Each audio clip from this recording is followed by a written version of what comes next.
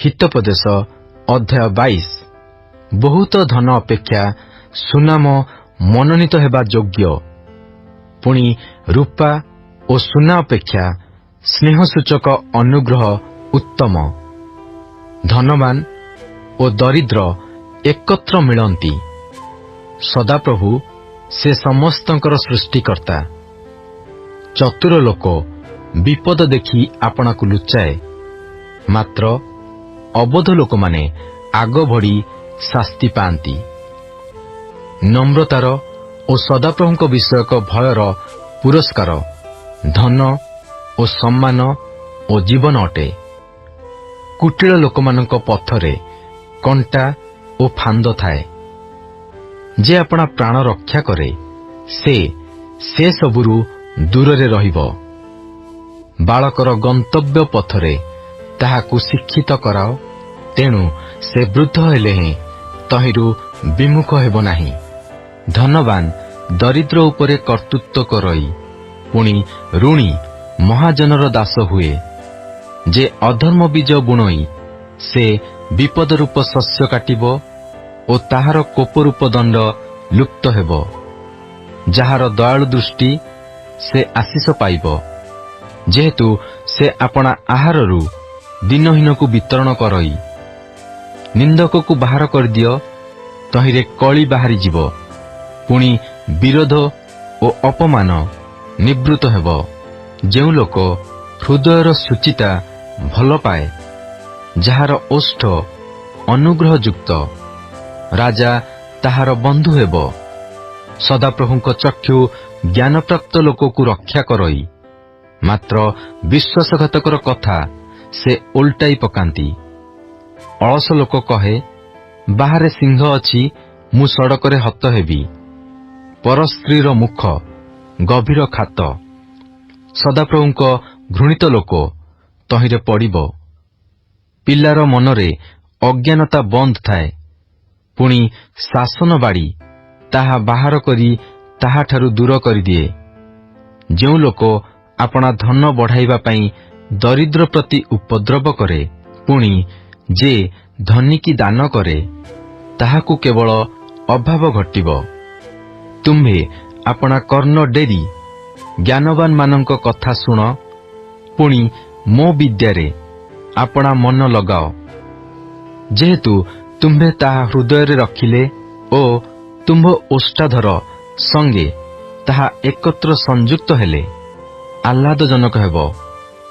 ସଦାପ୍ରଭୁଙ୍କଠାରେ ଯେପରି ତୁମ୍ଭର ନିର୍ଭର ରହିବ, ଏଥିପାଇଁ ମୁଁ ଆଜି ତୁମ୍ଭକୁ, ବିଶେଷ ରୂପେ ତୁମ୍ଭକୁ ଏହିସବୁ କଥା ଜଣାଇଲି। ତୁମ୍ଭକୁ ସତ୍ୟତାରୂପ ବାକ୍ୟର ନିଶ୍ଚୟତା ଜଣାଇବାକୁ, ପୁଣି ଯେଉଁମାନେ ତୁମ୍ଭକୁ ପଠାନ୍ତି ତୁମ୍ଭେ ଯେପରି ସେମାନଙ୍କୁ ସତ୍ୟ ଉତ୍ତର ଦେଇପାର, ଏଥିପାଇଁ ମୁଁ କଣ ତୁମ୍ଭ ପ୍ରତି ଯୁକ୍ତିରେ ଓ ବିଦ୍ୟାରେ ଉତ୍କୃଷ୍ଟ ବାକ୍ୟ ଲେଖି ନାହିଁ? ଦିନହୀନକୁ ଦିନହୀନ ଜାଣି ତାହାର ଦ୍ରବ୍ୟ ହରଣ କର ନାହିଁ, ପୁଣି ନଗର ଦ୍ୱାରରେ ଦୁଃଖୀ ପ୍ରତି ଉପଦ୍ରବ କର ନାହିଁ। ଯେହେତୁ ସଦାପ୍ରଭୁ ସେମାନଙ୍କ ପକ୍ଷରେ ପ୍ରତିବାଦ କରିବେ, ପୁଣି ଯେଉଁମାନେ ସେମାନଙ୍କ ଦ୍ରବ୍ୟ ଅପହରଣ କରିବେ ସେ ସେମାନଙ୍କର ପ୍ରାଣ ଅପହରଣ କରିବେ। ରାଗଶୀଳ ଲୋକ ସଙ୍ଗରେ ମିତ୍ରତା କର ନାହିଁ, ପୁଣି କ୍ରୋଧୀ ଲୋକ ସହିତ ଗମନ କର ନାହିଁ। କଲେ ତୁମ୍ଭେ ଅବା ତାହାର ବାଟ ଶିକ୍ଷା କରି ଆପଣା ପ୍ରାଣ ପାଇଁ ଫାନ୍ଦ ପ୍ରସ୍ତୁତ କରିବ। ଯେଉଁମାନେ ହାତରେ ତାଳି ଦିଅନ୍ତି ଅବା ଋଣୀର ଲଗା ହୁଅନ୍ତି, ସେମାନଙ୍କ ମଧ୍ୟରେ ତୁମ୍ଭେ ଜଣେ ହୁଅ ନାହିଁ। ଯେବେ ପରିଶୋଧ କରିବାକୁ ତୁମ୍ଭର କିଛି ନ ଥାଏ, ତେବେ ସେ କାହିଁକି ତୁମ୍ଭ ତଳରୁ ତୁମ୍ଭର ଶଯ୍ୟା ନେଇଯିବ? ତୁମ୍ଭର ପିତୃଲୋକମାନେ ଯେଉଁ ପୁରାତନ ସୀମା ସ୍ଥାପନ କରିଅଛନ୍ତି, ତାହା ଘୁଞ୍ଚାଅ ନାହିଁ। ତୁମ୍ଭେ କି କୌଣସି ଲୋକକୁ ଆପଣା ବ୍ୟବସାୟରେ ତତ୍ପର ଦେଖୁଅଛ? ସେ ରାଜାମାନଙ୍କ ସମ୍ମୁଖରେ ଠିଆ ହେବ, ସେ ନୀଚ ଲୋକଙ୍କ ଆଗରେ ଠିଆ ହେବ ନାହିଁ। ହିତୋପଦେଶ ଅଧ୍ୟାୟ 23। ଯେତେବେଳେ ତୁମ୍ଭେ ଶାସନକର୍ତ୍ତା ସହିତ ଭୋଜନରେ ବସ, ସେତେବେଳେ ତୁମ୍ଭ ସମ୍ମୁଖରେ କିଏ ଅଛି ତାହା ଯତ୍ନପୂର୍ବକ ବିବେଚନା କର। ଯେବେ ତୁମ୍ଭେ ପେଟାର୍ଥୀ ହୁଅ, ତୁମ୍ଭେ ଆପଣା ଗଳାରେ ଛୁରୀ ଆପେ ରଖ। ତାହାର ସୁସ୍ୱାଦୁ ଖାଦ୍ୟକୁ ଲୋଭ କର ନାହିଁ, ଯେହେତୁ ତାହା ପ୍ରବଞ୍ଚନାଜନକ ଖାଦ୍ୟ। ଧନୀ ହେବା ପାଇଁ ଆପଣାକୁ କ୍ଳାନ୍ତ କର ନାହିଁ। ତୁମ୍ଭ ନିଜ ବୁଦ୍ଧିରୁ କ୍ଷାନ୍ତ ହୁଅ। ଯାହା ନାହିଁ, ତୁମ୍ଭେ କି ତହିଁ ପ୍ରତି ଆପଣା ଚକ୍ଷୁ ନିର୍ଦ୍ଦେଶ କରିବ? କାରଣ ଆକାଶରେ ଉଡ଼ନ୍ତା ଉତ୍କର୍ଷ ପକ୍ଷୀ ପରି ନିଶ୍ଚୟ ଧନ ଆପଣା ପାଇଁ ପକ୍ଷ କରେ। କୁଦୃଷ୍ଟି ଲୋକର ଆହାର ଖାଅ ନାହିଁ, ପୁଣି ତାହାର ସୁସ୍ୱାଦୁ ଖାଦ୍ୟକୁ ଲୋଭ କର ନାହିଁ। କାରଣ ସେ ଯେ ରୂପ ମନରେ ନିଜେ ଭାବେ, ସେ ରୂପ ଅଟେ। ସେ ଖାଅ ପିଅ ବୋଲି ତୁମ୍ଭକୁ କହେ ସତ୍ୟ, ମାତ୍ର ତୁମ୍ଭଠାରେ ତାହାର ମନ ନାହିଁ। ତୁମ୍ଭେ ଯେଉଁ କଳକ ଖାଇଅଛ, ତାହା ଉଦ୍ଗାର କରିବ, ପୁଣି ତୁମ୍ଭର ମଧୁର ବାକ୍ୟ ହରାଇବ। ମୂର୍ଖର କର୍ଣ୍ଣଗୋଚରରେ କଥା କୁହ ନାହିଁ, ଯେହେତୁ ସେ ତୁମ୍ଭ ବାକ୍ୟର ବିଜ୍ଞତା ତୁଚ୍ଛ କରିବ। ପୁରାତନ ସୀମା ଘୁଞ୍ଚାଅ ନାହିଁ, ପୁଣି ପିତୃହୀନର କ୍ଷେତ୍ରରେ ପ୍ରବେଶ କର ନାହିଁ। କାରଣ ସେମାନଙ୍କ ମୁକ୍ତିକର୍ତ୍ତା ବଳବାନ, ସେ ତୁମ୍ଭ ସହିତ ସେମାନଙ୍କ ବିବାଦର ପ୍ରତିବାଦ କରିବେ। ଉପଦେଶରେ ତୁମ୍ଭର ମନ ଓ ଜ୍ଞାନର ବାକ୍ୟରେ ତୁମ୍ଭର କର୍ଣ୍ଣ ଦିଅ। ପିଲାକୁ ଶାସ୍ତି ଦେବାକୁ ତ୍ରୁଟି କର ନାହିଁ।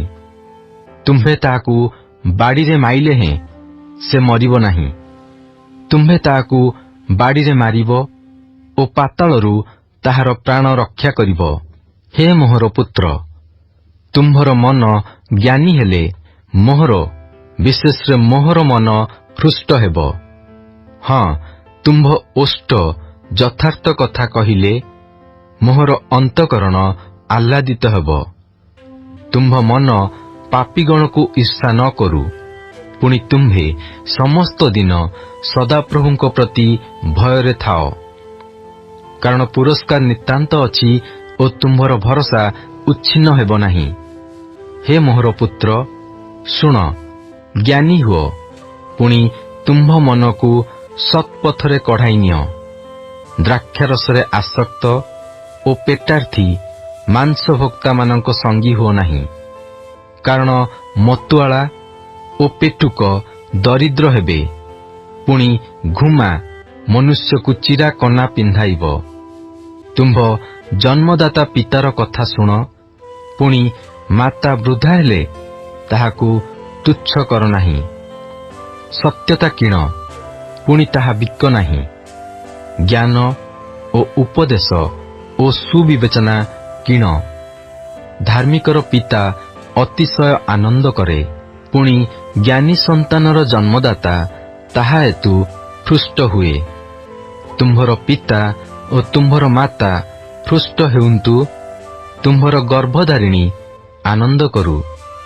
ହେ ମୋହର ପୁତ୍ର, ତୁମ୍ଭ ହୃଦୟ ମୋତେ ଦିଅ, ପୁଣି ତୁମ୍ଭ ଚକ୍ଷୁ ମୋ ପଥରେ ତୁଷ୍ଟ ହେଉ। କାରଣ ବେଶ୍ୟା ଗଭୀର ଖାତ, ପୁଣି ପର ସ୍ତ୍ରୀ ସଂକୀର୍ଣ୍ଣ କୂପ ଅଟେ।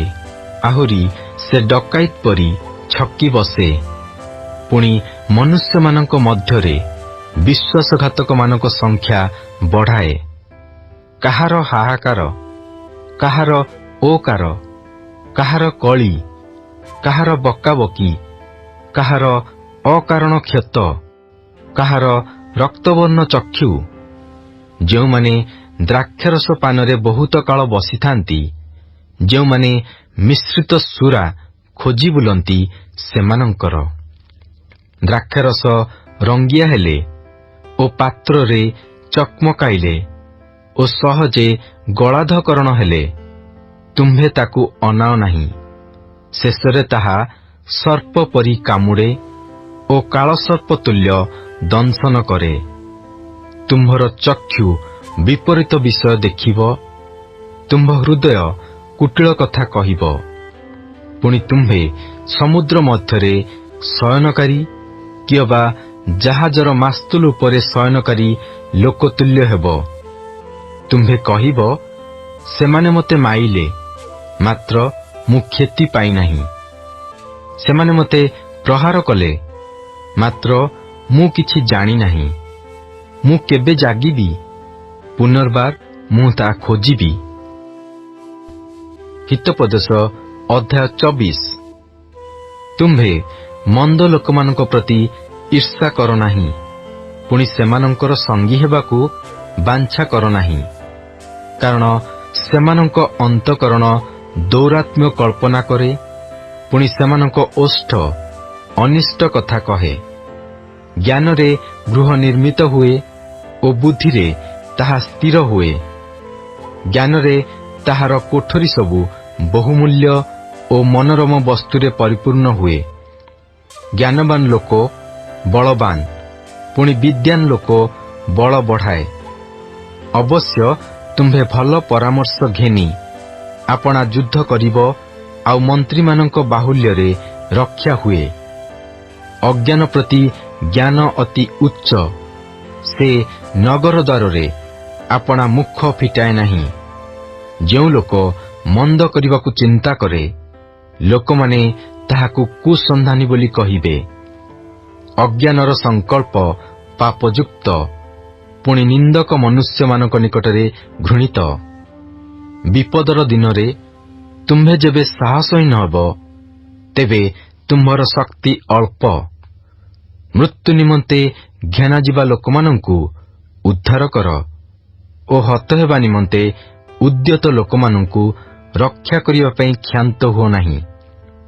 ଯେବେ ତୁମ୍ଭେ କୁହ, ଦେଖ, ଆମ୍ଭେମାନେ ଏହା ଜାଣିନାହୁଁ, ତେବେ ଅନ୍ତଃକରଣ ତୋଲିବା କର୍ତ୍ତା କଣ ତାହା ବୁଝନ୍ତି ନାହିଁ?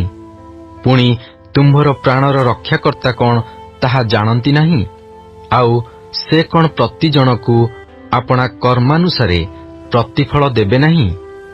ହେ ମୋହର ପୁତ୍ର, ତୁମ୍ଭେ ମଧୁ ଖାଅ, ଯେହେତୁ ତାହା ଭଲ, ପୁଣି ମଧୁଚାକ ଖାଅ, ଯେହେତୁ ତାହା ତୁମ୍ଭ ତୁଣ୍ଡକୁ ସୁସ୍ୱାଦ ଲାଗିବ।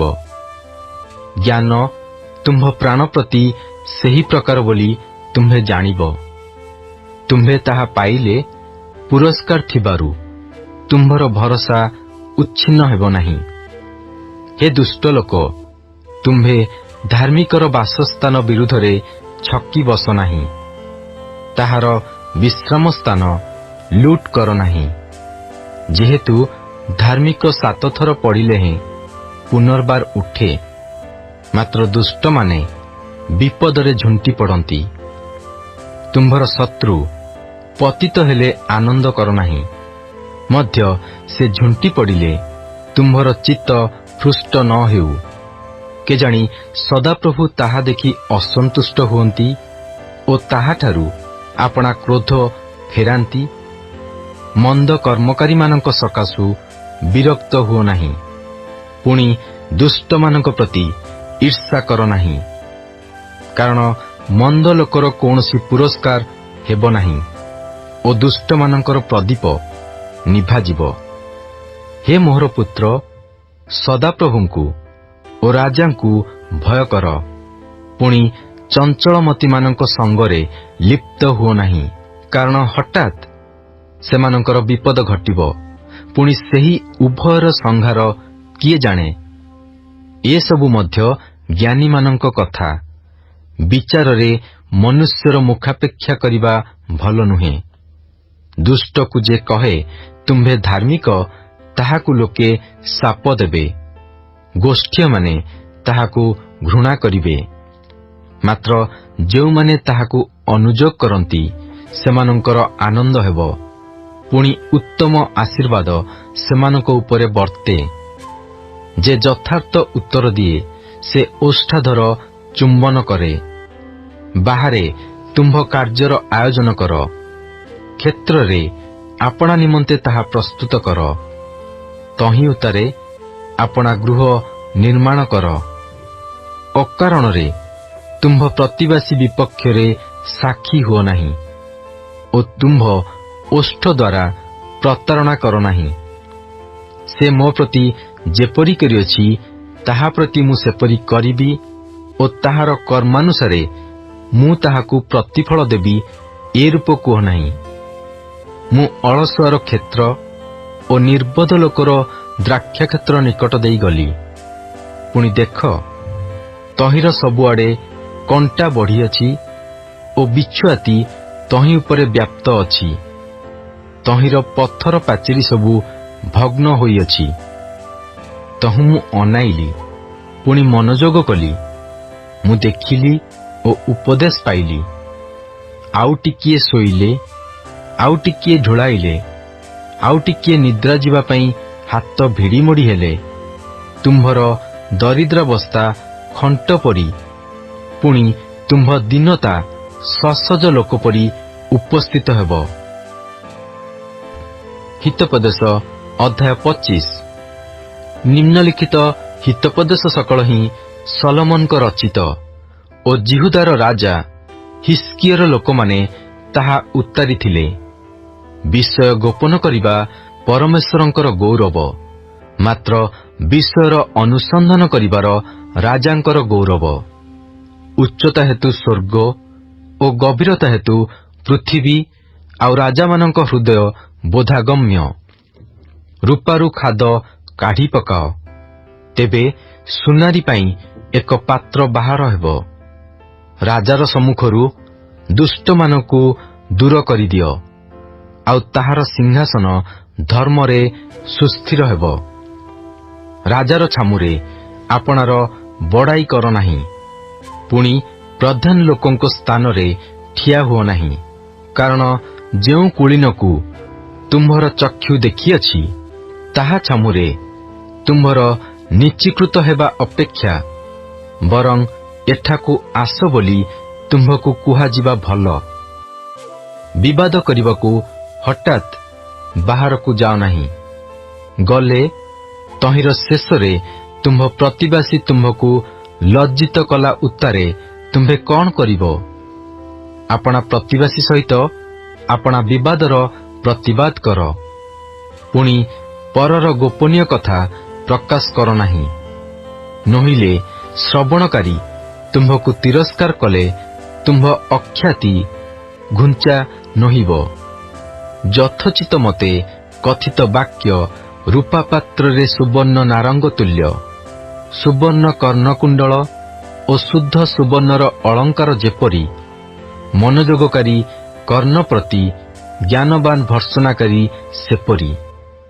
ଫସଲ ସମୟରେ ହିମର ଶୀତଳତା ଯେପରି, ପ୍ରେରକଗଣ ପ୍ରତି ବିଶ୍ୱସ୍ତ ଦୂତ ସେପରି। କାରଣ ସେ ଆପଣା କର୍ତ୍ତାମାନଙ୍କ ପ୍ରାଣରେ ଆଶ୍ୱାସ ଦିଏ। ବୃଷ୍ଟିହୀନ ମେଘ ଓ ବାୟୁ ଯେପରି, ଆପଣା ଦାନ ବିଷୟରେ ମିଥ୍ୟା ଦର୍ପକାରୀ ସେପରି। ଦୀର୍ଘ ସହିଷ୍ଣୁତା ଦ୍ୱାରା ଶାସନକର୍ତ୍ତା ମଣାଯାଏ, ପୁଣି କୋମଳ ଜିହ୍ୱା ଅସ୍ଥି ଭଗ୍ନ କରେ। ତୁମ୍ଭେ କି ମଧୁ ପାଇଅଛ? ତୁମ୍ଭର ଯେତିକି ଯଥେଷ୍ଟ ସେତିକି ଖାଅ। ବହୁତ ଖାଇଲେ ତୁମ୍ଭେ ତାହା ଉଦ୍ଗାର କରି ପକାଇବ। ତୁମ୍ଭର ପାଦ ତୁମ୍ଭ ପ୍ରତିବାସୀର ଗୃହରେ କ୍ୱଚିତ୍ ପଡ଼ୁ, ନୋହିଲେ ତୁମ୍ଭ ବିଷୟରେ କ୍ଳାନ୍ତ ହୋଇ ସେ ତୁମ୍ଭକୁ ଘୃଣା କରିବ। ପ୍ରତିବାସୀ ବିରୁଦ୍ଧରେ ଯେ ମିଥ୍ୟା ସାକ୍ଷ୍ୟ ଦିଏ, ସେ ଗଦା ଓ ଖଡ୍ଗ ଓ ତୀକ୍ଷ୍ଣ ତୀର ସ୍ୱରୂପ।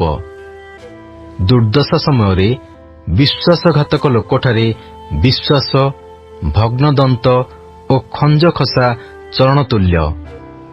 ଶୀତକାଳରେ ବସ୍ତ୍ର କାଢ଼ି ନେବା ଓ ସୋରା ଉପରେ ଅମ୍ଳରସ ମିଶାଇବା ଲୋକ ଯେପରି, ଦୁଃଖିତମନା ନିକଟରେ ଗୀତ ଗାଇବା ଲୋକ ସେପରି। ତୁମ୍ଭର ଶତ୍ରୁ କ୍ଷୁଧିତ ହେଲେ ତାହାକୁ ଅନ୍ନ ଭୋଜନ କରାଅ, ପୁଣି ସେ ତୃଷିତ ହେଲେ ତାହାକୁ ଜଳପାନ କରାଅ। ତହିଁରେ ତୁମ୍ଭେ ତାହାର ମସ୍ତକରେ ଜ୍ୱଳନ୍ତ ଅଙ୍ଗାର ରାଶି କରି ଥୋଇବ। ପୁଣି ସଦାପ୍ରଭୁ ତୁମ୍ଭକୁ ପୁରସ୍କାର ଦେବେ, ଯେପରି ଉତ୍ତରୀୟ ବାୟୁ ବୃଷ୍ଟିର ଉତ୍ପାଦକ, ସେପରି ଖଚୁଆର ଜିହ୍ୱା କ୍ରୋଧଦୃଷ୍ଟିର ଉତ୍ପାଦକ। କଳିହୁଡ଼ି ସ୍ତ୍ରୀ ସଙ୍ଗରେ ଏକା ଗୃହରେ ବାସ କରିବା ଅପେକ୍ଷା ଛାତର ଏକ କୋଣରେ ବାସ କରିବାର ଭଲ। ତୃଷିତ ପ୍ରାଣକୁ ଶୀତଳ ଜଳ ଯେରୂପ, ଦୂର ଦେଶରୁ ସୁସମାଚାର ସେରୂପ ଗୋଳିଆ ଜଳାଶୟ ଓ ମଳିନ ନିର୍ଝର ଯେରୂପ ଦୁଷ୍ଟ ଲୋକ ଆଗରେ ବିଚଳିତ ଧାର୍ମିକ ସେରୂପ। ବହୁତ ମହୁ ଖାଇବାର ଯେପରି ଭଲ ନୁହେଁ, ସେପରି ମନୁଷ୍ୟମାନେ ଆପଣା ଗୌରବ ଅନୁସନ୍ଧାନ କରିବାର ଗୌରବ ନୁହେଁ। ଯାହାର ଆତ୍ମା ଅଟକ ମାନେ ନାହିଁ, ସେ ଭଗ୍ନ ଓ ପ୍ରାଚୀରହୀନ ନଗର ତୁଲ୍ୟ। ହିତୋପଦେଶ ଅଧ୍ୟାୟ 26। ଯେପରି ଗ୍ରୀଷ୍ମକାଳରେ ହିମ ଓ ଫସଲ ସମୟରେ ବୃଷ୍ଟି, ସେପରି ମୂର୍ଖକୁ ସମ୍ମାନ ଅନୁପଯୁକ୍ତ। ଯେପରି ଘରଚଟିଆ ଭ୍ରମଣ କରୁଥିବା ବେଳେ ଓ ତାଳଚଞ୍ଚ ଉଡୁଥିବା ବେଳେ, ସେପରି ଅକାରଣରେ ଦତ୍ତ ସାପ ନିକଟକୁ ଆସେ ନାହିଁ। ଅଶ୍ୱ ପାଇଁ କୋରଡା, ଗର୍ଦ୍ଦଭ ପାଇଁ ଲଗାମ, ପୁଣି ମୂର୍ଖର ପିଠି ପାଇଁ ବାଡ଼ି। ମୂର୍ଖକୁ ତାହାର ଅଜ୍ଞାନତାନୁସାରେ ଉତ୍ତର ଦିଅ ନାହିଁ, ଦେଲେ ତୁମ୍ଭେ ମଧ୍ୟ ତାହାର ସମାନ ହେବ। ମୂର୍ଖକୁ ତାହାର ଅଜ୍ଞାନତାନୁସାରେ ଉତ୍ତର ଦିଅ, ନୋହିଲେ ସେ ଆପଣା ଦୃଷ୍ଟିରେ ଆପଣାକୁ ଜ୍ଞାନୀ ବୋଧ କରିବ। ମୂର୍ଖ ହାତରେ ଯେ ସମାଚାର ପଠାଏ, ସେ ଆପଣା ପାଦ ଆପେ କାଟି କ୍ଷତି ଭୋଗ କରେ। ନେଙ୍ଗଡ଼ାର ଚରଣ ଯେପରି ନଡ଼ ନଡ଼, ଅଜ୍ଞାନର ମୂର୍ଖରେ ସେପରି ହିତୋପଦେଶ ବାକ୍ୟ। ଯେପରି ପ୍ରସ୍ତର ରାଶିରେ ମଣିର ଥଳି, ସେପରି ସେ ଯେ ମୂର୍ଖକୁ ସମ୍ମାନ ଦିଏ। ମତ ଲୋକର ହସ୍ତରେ ଉଠାଯିବା କଣ୍ଟକ ଯେପରି, ମୂର୍ଖମାନଙ୍କ ମୁଖରେ ହିତୋପଦେଶ ବାକ୍ୟ ସେପରି। ବାଣୁଆ ଯେପରି ସମସ୍ତଙ୍କୁ କ୍ଷତବିକ୍ଷତ କରେ, ସେପରି ସେହି ଲୋକ ଯେ ମୂର୍ଖକୁ ବେତନ ଦିଏ ଓ ଯେ ପଥିକକୁ ବେତନ ଦିଏ। ଆପଣା ବାନ୍ତି ପ୍ରତି ଫେରିବା କୁକୁର ଯେପରି, ପୁନଃ ପୁନଃ ଆପଣା ଅଜ୍ଞାନତାର କର୍ମ କରିବା ମୂର୍ଖ ସେପରି। ଯେ ଆପଣା ଦୃଷ୍ଟିରେ ଜ୍ଞାନୀ, ଏପରି ଲୋକକୁ ଦେଖୁଅଛ କି? ତାହା ଅପେକ୍ଷା ମୂର୍ଖ ବିଷୟରେ ଅଧିକ ଭରସା ଅଛି। ଅଳସୁଆ କହେ, ବାଟରେ ସିଂହ ଅଛି, ସଡ଼କରେ ସିଂହ ଅଛି।